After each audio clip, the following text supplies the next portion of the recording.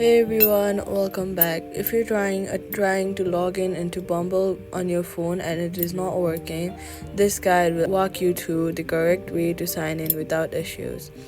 First, open the Bumble app on your Android or iPhone. Now, on the welcome screen, tap in on the login options. Now, choose how you originally created your account. You can log in using your phone number, Facebook, Apple ID, or Google account. If you select phone number, then you're going to enter the same number linked to your Bumble account. Wait for the verification code and enter it carefully. If the code, check your internet connection and then request a new one.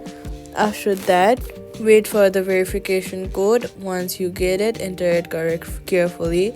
If the code does not work, check your Once verified, Bumble will automatically sign you in and load your profile. Always use the same login method you used when signing up to avoid errors, and that's it.